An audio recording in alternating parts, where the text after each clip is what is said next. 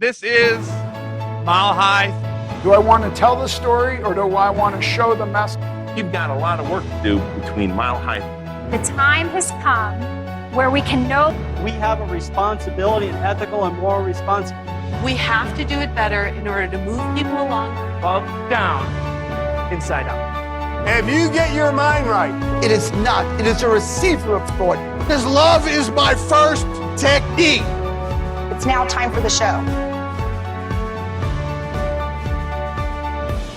Welcome to the Mile High podcast. This is your host, Dr. Daniel Knowles. I'm excited to be on this episode with you. I'm hailing from an altitude of 5,280 feet in Mile High territory, and we look forward to you joining us in Mile High territory in August 2020 vision year, and it's August 20th to 23rd. If you have not reserved your seats, get on it. Do it now. We look forward to seeing you there. www.milehighchiroregistration.com. And today I am super thrilled to have this wonderful soul and heart centered chiropractor as our guest. Dr. Cynthia Shaft is a second generation chiropractor, and she's the leader of the Women Doctors of Chiropractic organization. And she's just an incredibly passionate member of our profession. Thank you for joining us today, Dr. Cynthia. Well, thanks for inviting me. I'm really excited to talk to you and get the message out about women chiropractors and the awesome work that's happening inside that group. Well, and we're excited to have you on, and we're excited about everything that you're doing with your group. We're glad to have the world know more about it. What I'd like to know first, or ask first, is have people get to know you more. Now, you're a second-generation chiropractor. You have 22 chiropractors in your family, which is amazing, but that's not everything about you. Tell us about how you found the calling to be a chiropractor. That's a really great question. I'll go back to my dad's because I really started at 2 months old seeing a chiropractor. But my father had narcolepsy. He was a World War II veteran, Purple Heart recipient. And of course, they didn't know how to deal with issues in those days. Post-traumatic stress disorder. He had narcolepsy so severe, he would fall asleep standing up. And my father went everywhere. And we live in Michigan. And so he went to the University of Michigan, and they told him he had to learn to live with it. Now, learning to live with this was awful because he would fall asleep standing up. Any point, he lost jobs, everything. And so finally, on the way home from the University of Michigan, he decided he was driving home and he saw a car behind him. And the next thing he knew, he woke up with his head looking at mailboxes. He had no idea he was going to fall asleep. That was a shock that created his whole path towards chiropractic. And he said, I'm going to go see that chiropractor down the street that my sister-in-law told me about. And so he took himself off to Dr. Carolyn Ream, who was a 1920 Palmer old PSC graduate. And she took care of him in her second-story office on a really crude adjusting table. And after a short period of time, my father had no more narcolepsy at all. Wow. And didn't for the rest of his life, nothing. And so he said, when I was born, he said, my daughter has unexplained febrile seizures, and she also has converging strabismus. One eye was turning into her head. Do you adjust babies? And she said, yes, absolutely. Bring her in. So she adjusted me, and guess what happened? No more febrile seizures. My eyes straightened out. Never had to have glasses except for now in this decade of my life, but I beat everybody else by about another decade. So, I've lived through my life with actually better than normal eyesight. And so that was a huge blessing. So my father said to Dr. Ream, can you make money at this? And she said, yeah, you could make $10,000 a year. Now this is in the 1950s. And so my dad said, well, because he just wanted to do it, even if he couldn't make money, this was life-changing. And so he took his brother, my uncle Walter Elwart, and said to him, hey, Walt, you're just out of the service. You've got the GI Bill. What are you doing with the rest of your life? And my uncle said, I don't know. And my dad goes, you want to make $10,000 a year? He was trying to get him to come along, and he did. So off we all went to Palmer. My mom ran a boarding house, and I grew up with all these Palmer students. This is when BJ's still alive, right? And all this stuff, they're all excited about it. My dad started chiropractic college at 33 years old, I think. And so I always grew up with it. And chiropractic was magic, in our life. I knew as a small child when I got adjusted, I would feel instantly better. And I knew that if I was crabby, my dad would say, Cindy, come over here and get an adjustment. You're crabby. And I would fight and say, right? The same thing. And as soon as he would adjust me, I'd feel better. And so I knew the power of chiropractic. So when my dad graduated from chiropractic college, most chiropractors were struggling a lot. And I've come back to the story with women chiropractors, how this really impacted my life. So there was nothing at this time except a few consulting agencies, not much. But the chiropractors would come out of school and eventually they would just flop because they had no idea how to run a business, really run a practice or anything. So he went to Parker. Someone told him about Parker, and he went there. And Parker started to tell them about business. But the biggest principle about this whole thing was he told my dad and all these others is they gave him a brown briefcase, and he said, "You guys need to all grab those and brown meet baggers. together, brown baggers once a week." So you know what? He was a doer, not just a talker. He was a doer, and so he did. And my entire childhood was spent with this, and they just, the group of chiropractors that got together were people who planted chiropractic colleges. I was at Sherman when it opened up. I was at, for things, I was there for life. All those schools, all these exciting things, all these really big events that were happening. I got to be part of that part of history, So anyway, so I always wanted to be a chiropractor. In fact, the students in the boarding house decided it would be fun to teach them my first word, which was chiropractic. And it really was. So that's why I was called to it. There was nothing. My brother and sister became chiropractors. Everybody in my family was. It was just a snowball. It was just, that was life, right? That's what we did. And so I saw just such an amazing change, huge amounts of people coming in. My first job was working my dad's office because we had a home office at first. And what was funny was at 6 years old, my job was cleaning the ashtrays. Now, it was a big deal in the 60s when my dad realized that that's just a bad thing to have smoking, right? So they got rid of that. But we ended up, so we went on from there, and then I worked on, I was a CA at 12. And then, you just worked in the office and you saw miracles, right? So that's how I got from there to there. And I graduated at 22, the youngest in my class. There you go. Wow, that's just so amazing. And as a fellow chiropractic family member, I love hearing about all of that. What was your just so I can for the podcast, for the audience, what were your parents' names? Ray and Mary Elwart. Okay. So that was their names. A lot of old timers know them. Great. Great. Yeah, yes. And so before I ask you some other questions I was planning to ask, listening to you makes me wonder something, because I have my own turmoils or struggles with the state of chiropractic politics and state of chiropractic education relative to the principle, right? So what's your feelings about where chiropractic is now?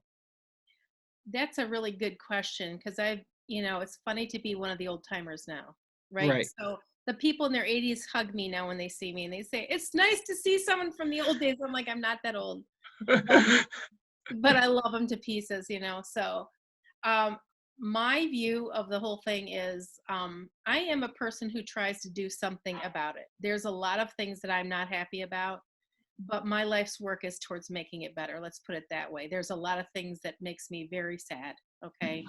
But the 60s in chiropractic was really, the early 60s was not the best time in chiropractic either. So, but I saw the rise of chiropractic and some real power, so the names of the people. Right. They have found colleges, so right. Yeah, national leaders and everything else. And so what a great that was a privilege for me to grow up with that. And I'll tell you, in my opinion, I like you, till the day I'm not around, I'm gonna do everything I can to get chiropractic more closer to the principle. And when I think about it and I see it, I feel like right now there is a renaissance towards the principle. There was a little bit of a darkness towards it that came out in the end of the 90s and early of the 2000s. And I think we're in a renaissance towards its values of healing is coming around. So I'm holding on to that. And that being said, I'm feeling that part of that is why you started Women Chiropractors. You're wanting to be a force for good and wanting to make things better. Tell us a little bit about why you started Women Chiropractors. Well, that was the point of it. So I met my husband then at DE. There you go. And we got married.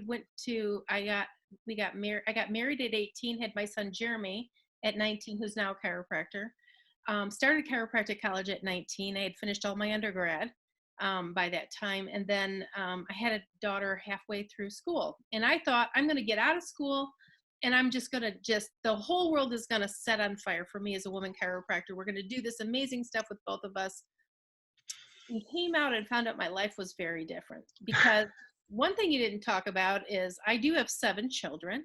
That does change life drastically for the mother, childbearing, pregnancy, and all that stuff. I was talking to Jeannie Ohm. She had 6, and Devin Vrana, who's doing the big idea, she's got 5. So I guess all of us with big families can do great things, and there's many other, but it definitely changes your trajectory of life, and what you do, it affects it very differently. So there was a lot of things in the culture that it was all male chiropractors that were creating, and there were just some new women chiropractors coming out at the time, besides Dr. Rehm, who I don't remember because she passed away before I came of any age to remember her. But so there really wasn't a great culture for women chiropractors, just like I saw. And so I found myself divorced from my husband of 29 years. He decided he wanted to do something different with his life. And so I had to take over in Michigan, who was already in a depression before the recession of 2007 and 2006. And I was left with nothing, except I had a practice that was seeing maybe 25 patients at the most per week, and 6 figures of debt, and 7 grieving children. And I was grieving, and I had to figure out how to do this. And I just said to myself, you know what? This is ridiculous. I have seen how chiropractic can thrive and survive. And so, you know what? I decided, I'm like, all right, that's it. We're going to do that. I remembered that time, what happened, the genesis of the really big movement in chiropractic. And I remember that same thing, go meet with others, right? So I met with some women chiropractors, Amanda Appleblatt and Dr. Susan Blasky, both of them. And I have 2 cousins, Donna Kraft and Nancy Elwart Cooper. It's her birthday today. Happy birthday, Nancy. And we started talking about this and started meeting together, and they gave me some strategies as a female doctor, how to succeed as a female doctor.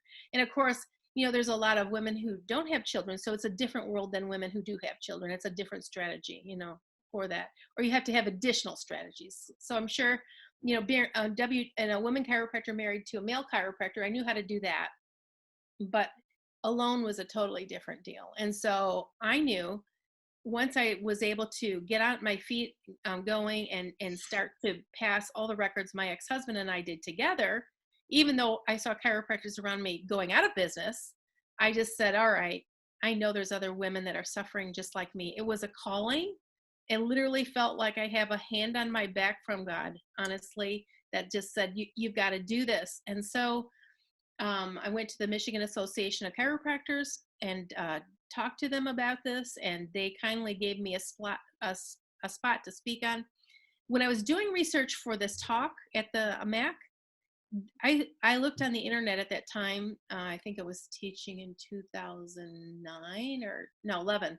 But before that, I was looking at any article on women chiropractors on the internet. There were 2 articles total on it. 2. There was nothing. And so I had bought the URLs to womenchiropractors.org just to make it a pure thing, so that, you know, it did its purpose. And that is to help all women chiropractors become successful in what matter that they define. Okay, so what that means is my success may be different than someone who wants to see 1,000 patient visits a week. You know, I'm a mom, you know, I'm in a different point in my life. I'm happy doing what I'm doing. If someone is happy and they love to just go in and work part-time and they have kids, or they had to stop because there was health issues or whatever. But our goal is to help create a culture, because women chiropractors were failing miserably. And I really found out firsthand at when I taught at the MAC how bad they were doing. And I knew it. I had talked to women through the years, but it was sort of something that, you know, was never really talked about, because women as a percentage in the profession were very small. So it didn't make a difference. So these women contacted me. Half of them contacted me in the next 2 years. Every time I taught, they just kept, and it wasn't like me giving them my email address and saying, hey, how you doing? No. They were calling me, texting me, asking me questions, you know, what do you think about this? And what do you think about that? And where do you wear in the office? And are you getting injured adjusting? And what happens if this and that? So all these questions were forming, and it was Dr. Nancy Cooper. She spoke with me on the next one, and it was just like a landslide of women interested. So then at that point in time, she said, you know what, you need to start a Women Chiropractors Facebook group. So for me, guess what? I started a Facebook page because I didn't know the difference. And so then we started a Facebook group with a new graduate, Kelly Milano, who knew she's younger and she knew this stuff. So anyway, so what I wanted to tell all of you guys who've been in it for a while, I am in my 6th decade now. And you know what? I learned social media, and so can you. So we did that, and now we have over 8,100 verified women chiropractors and women chiropractic students. That's all. No, we don't allow anybody else in. And the reason the reason we set the rules up for this was I knew that we just did not have this culture. And then if you're a female chiropractor and you're sitting next to maybe someone's sister or massage therapist or whatever else, they wouldn't divulge some of the things they needed to ask questions for. And so that's it. So really inside of the group is lots of case studies. You know, Kate, what would you do about a patient who's got this? Or sexual harassment. We just got one today. So I got interviewed by, you know, someone that was harassing me. What am I supposed to do? We get some answered in school, but it's hard to answer all those real life things. And so the stats on the group are enormous. We have had, last year, we had about 320,000 interactions where people actually did actual actions in just the free group alone. And then we have an Instagram group, and we have a lot of people on that one. Oh my gosh. And then we have a website that is extremely active. And then we have a virtual academy where the women can come in and learning tools where other women have posted things like adaptive adjusting. So you know how to adjust and not injure yourself, and, you know, just different things like that that are specific to us. So we have different levels, like we have platinum level for the women who are really, you know, they've just hit it big time and they just really want to thrive. And so we've created that for them. And then we have our pro membership, and then again, reentry. So I guess I gave you a lot of information really quick, but my passion, of course, you know. Well, I love it. And I really am, people know that, or have heard and noticed and reported themselves that, you know, at Mile High, we always really are making sure that women chiropractors are well represented. And a big part of that for me is because, you know, my mom's a chiropractor, and she, you know, and just seeing her go through school was part of my impetus to be a chiropractor and an inspiration. And so I feel a very big heart connection to female chiropractors, and I know they're a very important part of the profession. And often, sadly, well, maybe in different generation or 10 or 20 years ago or 30 years ago, not necessarily highlighted as well as they needed to be and need to be today. And I'm glad to see that changing. And also seeing enrollment is such a high percentage of female chiropractors. I know when I was in school, which is obviously many years after my mom, the enrollment at Sherman was very few female chiropractors when I was in school there. So it's good to see that also shift as well. I'm very very happy to see that. And thrilled to see that shift in the profession. So I'm glad you've created this resource for women chiropractors as well. So that being important, you mentioned something, which is that it's different because as a female chiropractor, you may have children and different roles than we see in the male world as a chiropractor.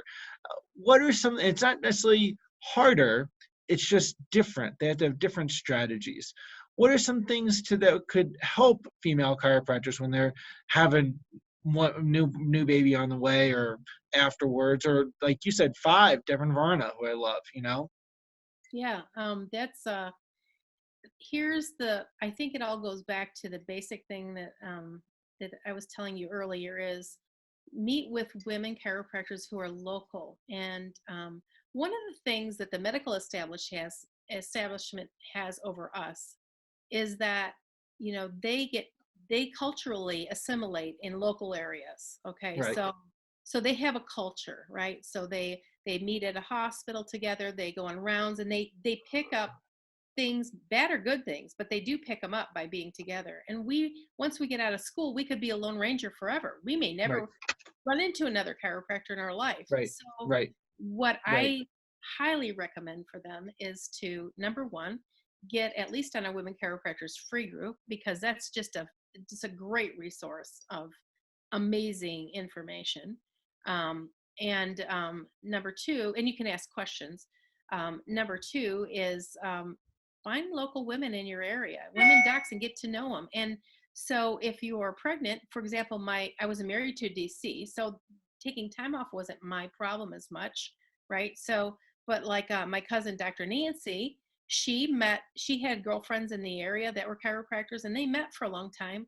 Then she found someone that she got along really well. So then they both practiced two different types of chiropractic. But when it was time for either one of them to take off, they just had each other's back. That's a really great resource to do, so that you're not just trying to carry the whole clinic yourself or have to close it down.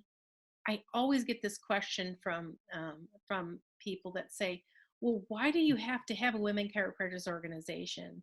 Why is it different than men? And I say, let me ask you this question, Doc. So when you got out of school, how long was it before you could take 6 weeks off of school in a row? And of course, they just kind of get the aha, of course, right? Because when a female chiropractor gets out of school, it's the time she's going to have children, or, sometime within 5 years of school. So we have to be prepared for this. If we want 50% of the women chiropractors, 50% of our chiropractors coming out of school are female. And I want them to thrive and survive, don't you? I don't want them to take off time, feel uncomfortable about going back into practice because maybe they feel like they lost their edge, or they don't know where to go or what to do, or they had a bad associateship. So we created a resource that is free in women chiropractors called Reentry. And Reentry, glad you asked, but you didn't. But anyway, Reentry is sort of like, it's my heart, and really has become the board's heart as well. And that's for women who've been out of practice for whatever reason, if it's health or childbearing, or some of them, they're married, their spouse is an executive and they move them all over, or their spouse is in the military, or whoever, they're moving all over. And now it's time for them to start a practice or figure out what to do, and they're really lost. And so we're helping fill the holes in. So we've graduated 2 really successful classes, and now we're in our 3rd currently right now. And if anybody would like to apply for that, also go to womenchiropractors.org, and you will find resources for that as well. And we're happy to answer your questions. The classes last from January until June, and we graduate you on International Women Chiropractors Day, which is June 5th. There you go. Awesome. Wonderful. And let me ask this, and I'm very grateful that you shared the URL. The name of the Facebook group is? Women Chiropractors Free Group. Free group. Okay, so I want people also look that up. We'll put this in the podcast notes so people will have it. So if you're driving, you don't have to cause any subluxations. We'll have it in the notes. Okay, so you can get it there. But also, we've talked before about the reentry program, so I'm very glad that you mentioned that. What other resources might you point someone in direction of while we're on this? Right. So we have a virtual academy as well. And so, we've gotten a lot of support of a bunch of sponsors, including you helped us with with 100 Who Care, and, all those things have been really helpful. We have, so the virtual academy, like I said, are the videos, and that's also free to anybody that joins at any level at womenchiropractors.org. So you join at any level, you get all these amazing resources of different levels of whether you're a student, whether you're a new doc, whether you're established, or whether you're just having the most amazing practice in the world. We have resources for you, and that is the virtual academy. So like I said, anybody can join womenchiropractors.org. You just have to join, and then we have different paying levels that underwrites some of the expenses with it. Excellent. Excellent. May 1 to 3, we're having our convention in Clearwater Beach, Florida. Yes, and it's going to be absolutely incredible. The last one was amazing. And so it was very unusual because there never was one before. Whoops, what happened? Are we still here, Dr. Dan? I'm here. Okay. Something happened. Great. Okay. So that was, sorry about that. Yeah, the Women Chiropractors Convention in Clearwater Beach. I heard wonderful things about it last year. Oh, good. I'm glad. I hope Rochelle gets to go because it was That'd be great. Oh my gosh. We gave away an x-ray machine. So that was pretty fun. But it was really unusual. And one of the things that if you're a male doc, you don't quite understand is the feeling of walking through your own seminar, getting your own CEs, and someone says to you, they ignore you and they talk to your husband, or they just ignore you. And so it was nice for a change not to even have to deal with it. It just sort of took a little bit of pressure off of us to not have to deal with that. And it was just, it was really a cool, just really an amazing, amazing connection. Yeah, it's great. Well, I will say this, we have something else in common other than chiropractic, which is our favorite quote. You never know how far-reaching something you say, think, or do today will affect millions tomorrow. That's been my favorite for years, so I'm glad to hear that we share that. I think it's many chiropractors' favorite. And thinking about that, I just get chills thinking about the impact you're having on generations of chiropractors, and especially female chiropractors, women chiropractors. What's your vision for what this will accomplish? So the vision is so that the women chiropractors thrive so much that they push chiropractic past where it's at now.